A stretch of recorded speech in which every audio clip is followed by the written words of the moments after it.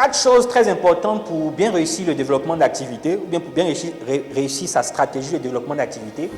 Ce sont ces 4 points-là. Vous devez avoir en interne, soit en vous-même, ou bien soit vous avez une équipe, où vous développez l'esprit de l'innovation en continu. C'est un grand piège, et ça c'est...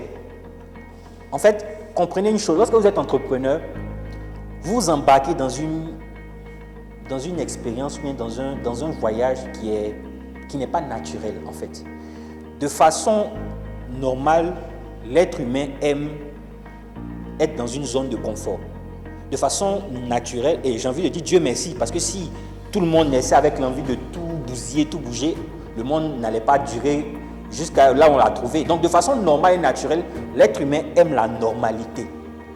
Le principe avec l'expérience entrepreneuriale, c'est que ça va contre ce qui est normalement normal. Est-ce que vous me suivez? Donc, normalement, l'être humain aime évoluer, mais l'être humain n'a pas tendance à trop aimer l'innovation. En fait, c'est paradoxal, en fait, c'est bizarre.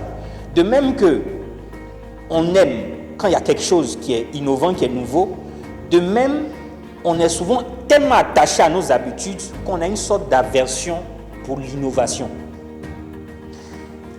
Lorsque vous êtes un entrepreneur, vous devez comprendre. La dernière fois, la semaine passée, il y avait une dame, je crois, qui était dans l'assurance, qui avait posé un peu sur sa question vers la fin de la séance.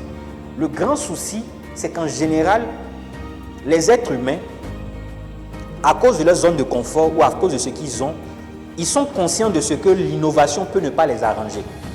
Vous savez, imaginez,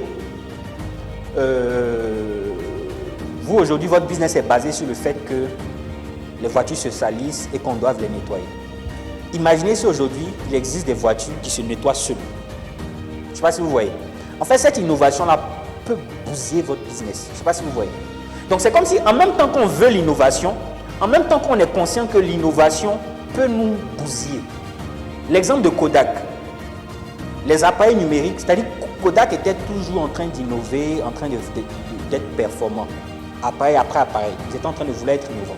Et puis, il y a une innovation qui vient. Mais le problème, c'est que l'innovation remet tellement en question le business model qu'ils n'adoptent pas l'innovation. Le problème, c'est que ça finit par les bousiller. Je ne sais pas si vous voyez. Donc, vous devez avoir une approche, vous devez être très à l'aise avec l'innovation et voir l'innovation comme une vague, mais sur laquelle vous pouvez surfer.